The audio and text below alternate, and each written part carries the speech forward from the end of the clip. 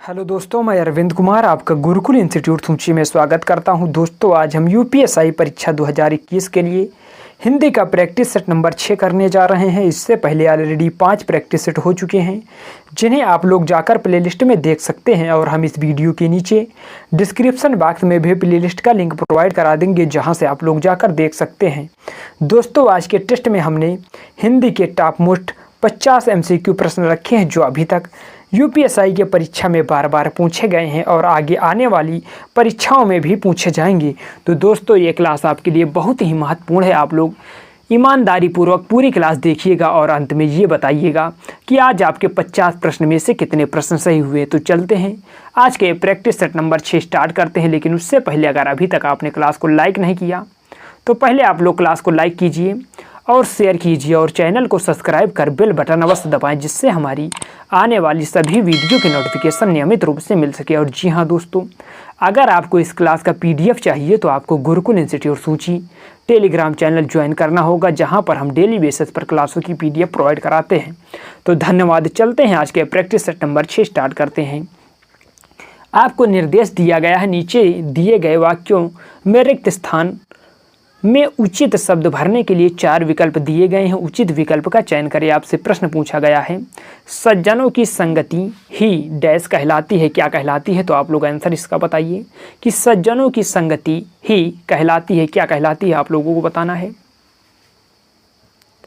तो आशा करते हैं कि आप लोगों ने आंसर दिया होगा। अगर आपने इसका आंसर दिया, ऑप्शन नंबर बी, सत्संगी कहलाती है, सत्संगति कहलाती है। जो सज्जनों की संगति है वही सत्संगति कहलाती है। तो आपका आंसर सही है। चलिए अगला प्रश्न देखिए, माली आवत देखकर डैश करी पुकार। तो आप लोग इसका आंसर बताइए कि डैश के स्थान पर क्या आना चाहिए। आप लोग इसका प्रश्न का आंसर बताइए। बहुत ही बेहतरीन प्रश्न है।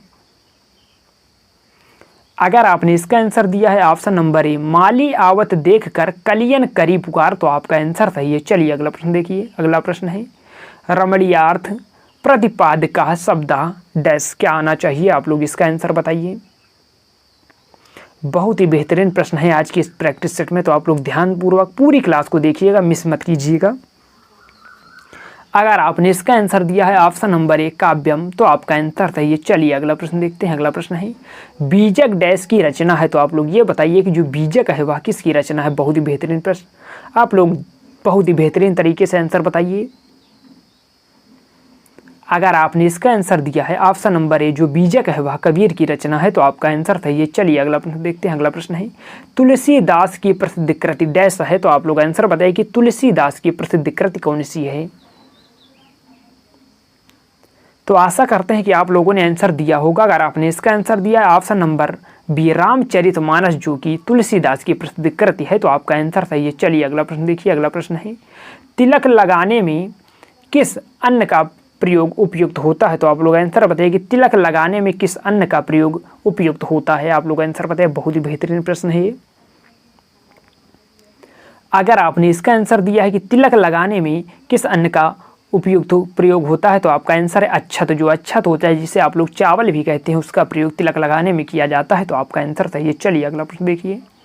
अगला प्रश्न है, जो युद्ध में स्थिर है उसे कहते हैं। क्या कहते हैं। आप लोग इसका आंसर बताइए कि जो युद्ध में स्थिर है के लिए एक शब्द क्या होगा। आप लोग इसका आंसर बताइए। अगर आपने इसका आंसर दिया है ऑप्शन नंबर ए, जो युद्ध में स्थिर है के लिए एक शब्द है युधिष्ठिर, तो आपका आंसर सही है। चलिए अगला प्रश्न देखते हैं। अगला प्रश्न है, जो सभ्य यानी बाएं शब्द को कहते हैं बाएं हाथ से साधा हुआ है उसे क्या कहते हैं। तो आप लोग आंसर बताइए कि जो सभ्य बाएं हाथ से साधा हुआ है उसे क्या कहते हैं। आप लोग इसका आंसर बताइए। अगर आपने इसका आंसर दिया है जो सभ्य यानी बाएं हाथ से साझा हुआ है कि एक शब्द है सब्यसाची, उसे कहते हैं, तो आपका आंसर सही है। चलिए अगला प्रश्न देखते हैं। अगला प्रश्न है, भिक्षा का तद्भव रूप है। आपसे पूछा जा रहा है कि भिक्षा का तद्भव रूप क्या है। आप लोग आंसर बताइए इसका।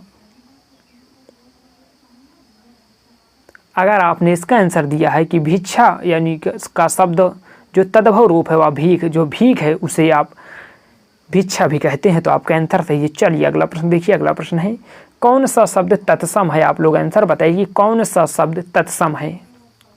बहुत ही बेहतरीन प्रश्न है। आप लोग इसका आंसर बताइए कि कौन सा शब्द तत्सम शब्द है।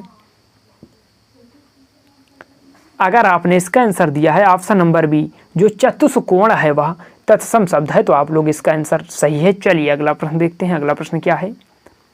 अगला प्रश्न है आप लोगों के लिए बहुत ही बेहतरीन प्रश्न है आज के इस प्रैक्टिस सेट में, तो आप लोग ध्यानपूर्वक पूरी क्लास देखिएगा। अगला प्रश्न है, निम्नलिखित में से तत्सम शब्द आपसे पूछा जा रहा है, तो आप लोग बताइए कि आपको जो ऑप्शन में दिए गए हैं इनमें से तत्सम शब्द कौन सा है। अगर आपने इसका आंसर दिया है ऑप्शन नंबर डी, जो तीर्थ है वह एक तत्सम शब्द है, तो आपका आंसर सही है। चलिए अगला प्रश्न देखते हैं।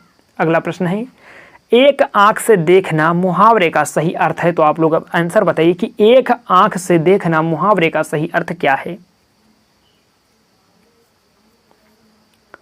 अगर आपने इसका आंसर दिया है ऑप्शन नंबर ए, बार बार मनाना, एक आंख से देखना मुहावरे का अर्थ होता है कि बार बार मनाना। चलिए अगला प्रश्न देखिए। अगला प्रश्न क्या है, थाली का बैगन मुहावरे का सही अर्थ है। आपसे पूछा जा रहा है कि थाली का बैगन मुहावरे का सही अर्थ क्या है, तो आप लोग इसका आंसर बताइए। बहुत ही बेहतरीन प्रश्न है ये,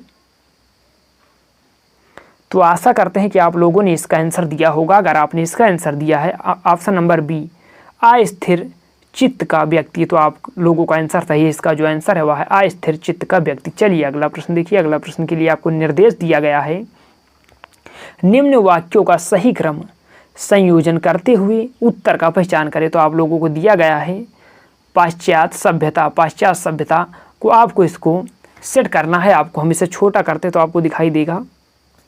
पाश्चात्य सभ्यता को आप लोग सेट कीजिए कि जो आपको ऑप्शन में दिया गया है सबसे पहले कौन सा ऑप्शन आएगा, उसके बाद कौन सा आएगा, आप लोग इसे सेट कीजिए।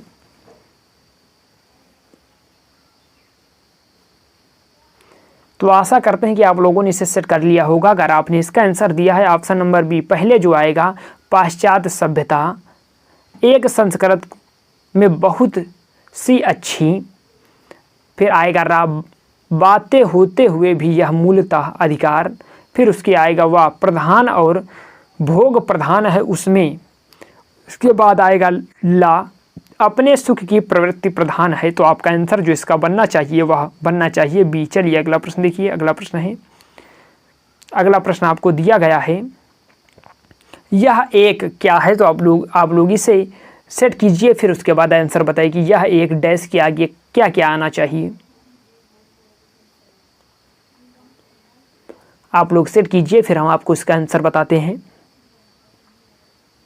अगर आपने इसका आंसर दिया है, सेट कर लिया होगा। अगर आपने इसका आंसर दिया है ऑप्शन नंबर सी, जो इसका होना चाहिए वह होना चाहिए ऑप्शन नंबर सी, पहले जो आएगा या, यानी क्या है, यह एक सच्चाई है कि निर्धनों एवं धनवानों, उसके बाद आएगा ला, के बीच का अंतर यही है, उसके बाद आएगा रा, कि निर्धन सरल होते हैं और धनवान करुणता की स्थितियों से परे हैं। तो आपका आंसर जो बनना चाहिए वह बनना चाहिए सी। चलिए अगला प्रश्न देखिए। अगला प्रश्न है, सभी संतों, आपको दिया गया है सभी संतों डैश के आगे क्या क्या आना चाहिए, आप लोग इसका आंसर बताइए। बहुत ही बेहतरीन प्रश्न आज के प्रैक्टिस सेट में रखे गए हैं, तो आप लोग भागिए मत, पूरी क्लास को देखिएगा। आप लोग इसे सेट कीजिए, फिर हम आपको इसका आंसर बताते हैं।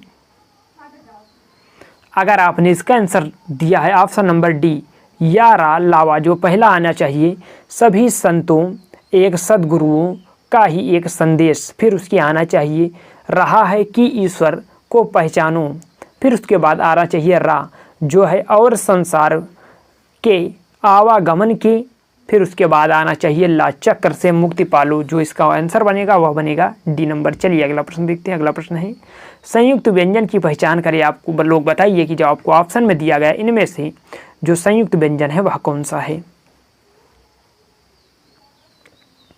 तो आशा करते हैं कि आप लोगों ने इसका आंसर दिया होगा। अगर आपने इसका आंसर दिया ऑप्शन नंबर सी, जो छा है वह एक संयुक्त व्यंजन है, तो आपका आंसर सही है। चलिए अगला प्रश्न देखते हैं। अगला प्रश्न है, अगला प्रश्न आपको दिया गया है, निम्नलिखित में से कौन सा शब्द सदा बहुवचन में प्रयुक्त होता है, तो आप लोग आंसर बताइए कि आपको जो ऑप्शन में दिया गया है इनमें से कौन सा ऐसा शब्द है जो सदा ही बहुवचन में प्रयोग होता है। तो आशा करते हैं कि आप लोगों ने आंसर दिया होगा। अगर आपने इसका आंसर दिया ऑप्शन नंबर डी, जो प्राण है वह हमेशा बहुवचन में प्रयोग होता है, तो आपका आंसर सही है। चलिए अगला प्रश्न देखिए। अगला प्रश्न है प्राची का पर्यायवाची शब्द है। आप लोग आंसर बताइए कि प्राची का पर्यायवाची शब्द कौन सा है। बहुत ही बेहतरीन प्रश्न है। अगर आप इसका आंसर उतनी ही बेहतरीन तरीके से दे रहे हैं, ऑप्शन नंबर सी, जो प्राची का पर्यायवाची शब्द है वह पूर्व है, तो आपका आंसर सही है। चलिए अगला प्रश्न देखते हैं। अगला प्रश्न है रति का पर्यायवाची है। आपसे पूछा जा रहा है कि रति का पर्यायवाची क्या है। आप लोग आंसर बताइए।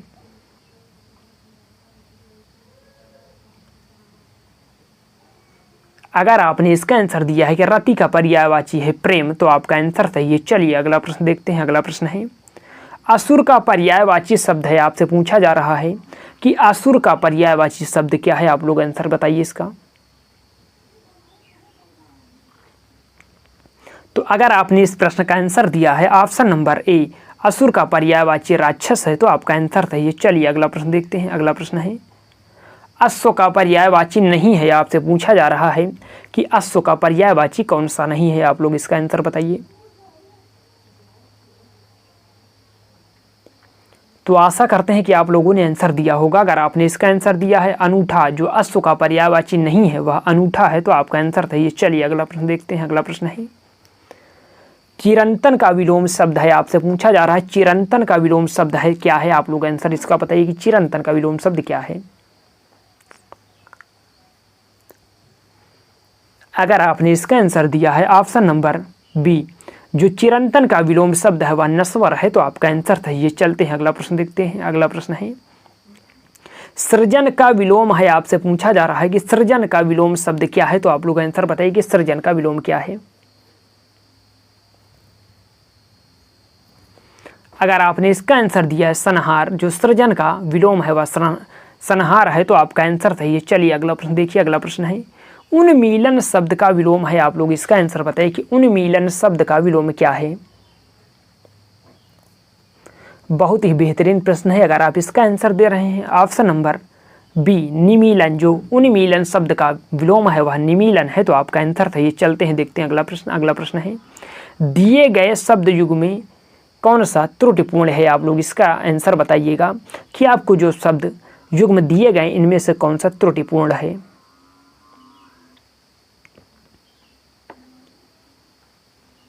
तो आशा करते हैं कि आप लोगों ने इसका आंसर कमेंट बॉक्स में दिया होगा। अगर आपने इसका आंसर दिया है ऑप्शन नंबर ए, अनुग्रह का आग्रह नहीं होगा, यही गलत है, आपको दिया गया है। चलिए अगला प्रश्न देखते हैं। अगला प्रश्न है स्वजाति का विलोम है। आपसे पूछा जा रहा है कि स्वजाति का विलोम क्या है। आप लोग इसका आंसर बताइए। बहुत ही बेहतरीन प्रश्न पूछा गया है कि स्वजाति का विलोम है क्या है। आप लोग इसका आंसर बताइए। अगर आपने इसका आंसर दिया है ऑप्शन नंबर डी, जो स्वजाति का विलोम है वह विजाति है, तो आपका आंसर सही है। चलिए अगला प्रश्न देखते हैं। अगला प्रश्न है विद्वान व्यक्ति पूज्य होते हैं में प्रयुक्त विशेषण है। आपसे पूछा जा रहा है कि विद्वान व्यक्ति पूज्य होते हैं में प्रयुक्त विशेषण है क्या है। आप लोग इसका आंसर बताएं। बहुत ही बेहतरीन प्रश्न है ये, और उतनी ही बेहतरीन तरीके से आप लोग आंसर बताइए इसका। अगर आपने इसका आंसर दिया है ऑप्शन नंबर बी, विद्वान व्यक्ति पूज्य होते हैं, इसमें जो है वह गुणवाचक विशेषण है, तो आपका आंसर सही है। चलिए अगला प्रश्न देखते हैं। अगला प्रश्न है निम्न में कौन विशेषण है। आपसे पूछा जा रहा है कि आपको जो ऑप्शन में दिया गया है इनमें से कौन सा ऐसा शब्द है जो कि विशेषण है। अगर आपने इसका आंसर दिया है ऑप्शन नंबर डी, जो खिलाड़ी है वह विशेषण है, तो आपका आंसर सही है। चलिए अगला प्रश्न देखते हैं। अगला प्रश्न है निम्न में गुणवाचक शब्द कौन सा है। आपसे पूछा जा रहा है कि जो आपको ऑप्शन में दिया गया है इनमें से कौन सा ऐसा शब्द है जो कि गुणवाचक है।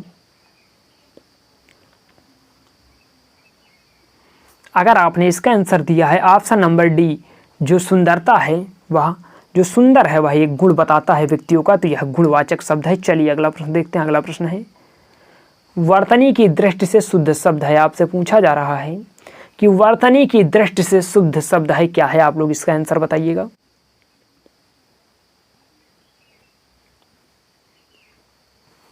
तो आशा करते हैं कि आप लोगों ने इसका आंसर दिया होगा। अगर आपने इसका आंसर दिया है ऑप्शन नंबर सी, जो परीक्षा है वह वर्तनी की दृष्टि से शुद्ध शब्द है, तो आपका आंसर सही है। चलिए अगला प्रश्न देखते हैं। अगला प्रश्न क्या है आपके लिए? अगला प्रश्न है, शुद्ध वर्तनी है। आपसे पूछा जा रहा है कि आपको जो ऑप्शन में दिया गया है इनमें से कौन सी शुद्ध वर्तनी है, तो आप लोग आंसर बताइएगा। अगर आपने इसका आंसर दिया है ऑप्शन नंबर सी में जो सन्यासी लिखा हुआ है बिल्कुल सही लिखा हुआ है, तो आपका आंसर सही है। चलिए अगला प्रश्न देखिए। अगला प्रश्न है, शुद्ध वर्तनी है, तो आप लोग इसे पढ़िए फिर बताइए कि किस में शुद्ध वर्तनी का प्रयोग हुआ है।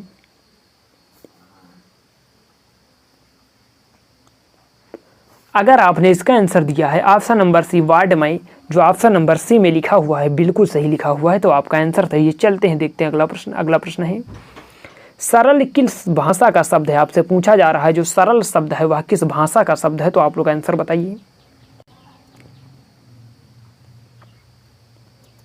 अगर आपने इसका आंसर दिया है ऑप्शन नंबर ए, जो सरल है वह हिंदी भाषा का शब्द है, तो आपका आंसर सही है। चलिए अगला प्रश्न देखते हैं। अगला प्रश्न है, वारिस किस विदेशी भाषा का शब्द है, तो आप लोग आंसर बताइए कि जो वारिस शब्द है वह किस भाषा का शब्द है, तो आप लोग आंसर बताइए।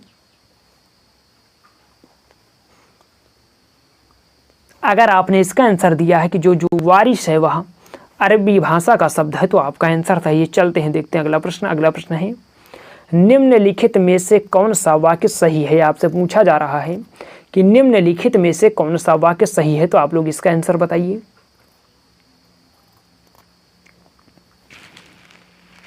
तो आशा करते हैं कि आप लोगों ने पढ़ा होगा, और अगर आपने इसका आंसर दिया है ऑप्शन नंबर ए वर्षा ऋतु में मेढक बोल रहे हैं, तो आपका आंसर सही है। चलिए अगला प्रश्न देखते हैं।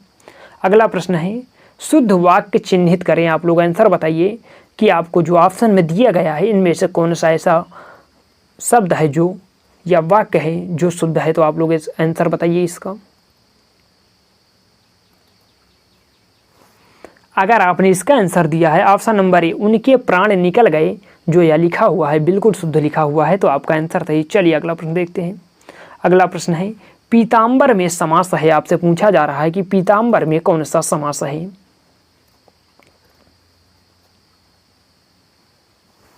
अगर आपने इसका आंसर दिया है ऑप्शन नंबर डी पीताम्बर में बहुब्रीहि समास है, तो आपका आंसर सही है। चलिए अगला प्रश्न देखते हैं। अगला प्रश्न है, निशाचर में समास है। आपसे पूछा जा रहा है कि निशाचर में कौन सा समास है? आप लोग इसका आंसर बताइए कि निशाचर में कौन सा समास है। बहुत ही बेहतरीन प्रश्न पूछा गया है। अगर आप इसका आंसर उतनी ही बेहतरीन तरीके से दिए हैं ऑप्शन नंबर बी, जो निशाचर में तत्पुरुष समास है, तो आपका आंसर सही है। चलिए अगला प्रश्न देखते हैं। अगला प्रश्न है, वाक प्लस मय बराबर वाग्मय में संधि है, तो बताइए कि इसमें कौन सी संधि है। बहुत ही बेहतरीन प्रश्न है, आप लोग आंसर बताइए इसका। तो अगर आपने इसका आंसर दिया है ऑप्शन नंबर बी, इसमें व्यंजन संधि का प्रयोग हुआ है, वाक प्लस मय बराबर वाग्मय में इसमें व्यंजन संधि का प्रयोग हुआ है, तो आपका आंसर सही है। चलिए अगला प्रश्न देखिए। अगला प्रश्न है, उत प्लस लास बराबर उल्लास में कौन सी संधि है? आपसे पूछा जा रहा है उत प्लस लास बराबर उल्लास में कौन सी संधि है, तो आप लोग इसका आंसर बताइए। अगर आपने इसका आंसर दिया है ऑप्शन नंबर डी उत प्लस लास बराबर उल्लास में कौन सी संधि है, इसमें व्यंजन संधि है, तो आपका आंसर सही है। चलिए अगला प्रश्न देखते हैं। अगला प्रश्न है, मनोहर शब्द में संधि है। आपसे पूछा जा रहा है कि मनोहर शब्द में संधि है, कौन सी संधि है, तो आप लोग आंसर बताइए कि मनोहर शब्द में कौन सी संधि है। तो अगर आपने इसका आंसर दिया है जो मनोहर शब्द में विसर्ग संधि का प्रयोग हुआ है, तो आपका आंसर सही है। चलिए अगला प्रश्न देखते हैं। अगला प्रश्न है, असंगत जोड़े की पहचान करें। आपसे पूछा जा रहा है कि कौन सा असंगत जोड़ा है, तो आप लोग इसका आंसर बताइए। पढ़िए, फिर ध्यानपूर्वक पढ़िए, फिर उसके बाद आंसर दीजिएगा इसका। अगर आपने इसका आंसर दिया है ऑप्शन नंबर सी, जो वीर का वेदना नहीं होता है, यही आपको असंगत दिया गया है, तो आपका आंसर सही है। चलिए अगला प्रश्न देखते हैं। अगला प्रश्न है, किलकत कान्हा घुट रुवन आवत में कौन सा रस है, तो आप लोग आंसर बताइए कि किलकत कान्ह घुट रुवन आवत में कौन सा रस है। आप लोग इसका आंसर बताइए। तो आशा करते हैं कि आप लोगों ने आंसर दिया होगा। अगर आपने इसका आंसर दिया है वात्सल रस इसमें है तो आपका आंसर सही है। चलिए अगला प्रश्न देखते हैं। अगला प्रश्न है, कहत नटत रीझत खीझत मिलत खिलत लजियात भरे भवन में करत है नैनन ही सो बात। इसमें बताइए कि कौन सा रस है। कहत नटत रीझत खीझत मिलत खिलत लजियात भरे भवन में करत है नैनन ही सो बात। इस दोहे में कौन सा रस है? तो आप लोग इसका आंसर बताइए। अगर आपने इसका आंसर दिया है ऑप्शन नंबर ए, इसमें जो है वह श्रृंगार रस का प्रयोग हुआ है, तो आपका आंसर सही है। चलिए अगला प्रश्न देखते हैं। अगला प्रश्न है, अनुप्रास अलंकार के भेदों की संख्या मानी जाती है, तो आप लोग आंसर बताइए कि अनुप्रास अलंकार के भेदों की संख्या मानी जाती है, कितनी मानी जाती है? आप लोग इसका आंसर बताइए।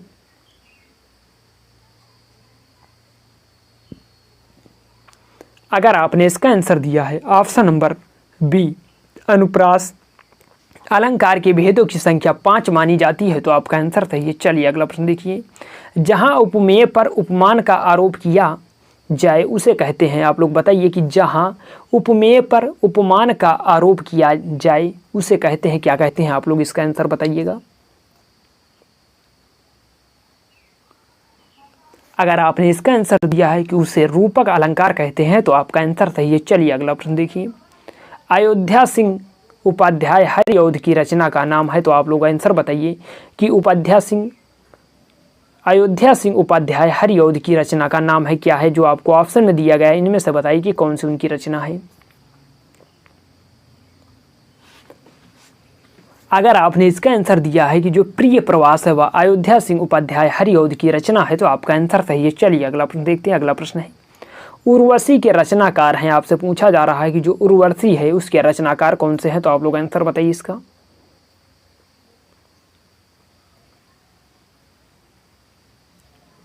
अगर आपने इसका आंसर दिया है कि उर्वशी के रचनाकार ऑप्शन नंबर सी दिनकर हैं, तो आपका आंसर सही है। चलिए आज का अंतिम प्रश्न देखते हैं। अंतिम प्रश्न है, सुभद्रा कुमारी चौहान की रचना का नाम है, तो आप लोग आंसर बताइए कि सुभद्रा कुमारी चौहान की रचना का नाम क्या है। बहुत ही बेहतरीन प्रश्न है, आप लोग इसका आंसर बताइए। अगर आपने इसका आंसर दिया है ऑप्शन नंबर ए, जो बिखरे मोती हैं वह सुभद्रा कुमारी चौहान की रचना है, तो आपका आंसर सही है। तो दोस्तों आज की क्लास यहीं तक। आप लोग कमेंट बॉक्स में ये लिखकर बताना ना भूलें कि आज आपके 50 में से कितने प्रश्न सही हुए। अगर आप लोग ईमानदारी पूर्वक से पढ़ाई करते हैं तो ईमानदारी पूर्वक से कमेंट बॉक्स में जो पूछा जाए उसका आंसर भी लिख दिया करें। तो दोस्तों अगर आज की क्लास अच्छी लगी हो, अगर अभी तक आपने क्लास को लाइक नहीं किया तो पहले आप लोग क्लास को लाइक कीजिए और शेयर कीजिए और चैनल को सब्सक्राइब कर बेल बटन अवश्य दबाएं, जिससे हमारी आने वाली सभी वीडियो के नोटिफिकेशन आपको नियमित रूप से मिल सके। और जी हाँ दोस्तों, अगर आपको इस क्लास का PDF चाहिए तो आपको गुरुकुल इंस्टीट्यूट सूची टेलीग्राम चैनल ज्वाइन करना होगा, जहां पर हम डेली बेसिस पर क्लासों की PDF प्रोवाइड कराते हैं। तो धन्यवाद। कमेंट बॉक्स में लिखकर बताना ना भूलें कि क्लास कैसी लगी। मिलते हैं नेक्स्ट क्लास में।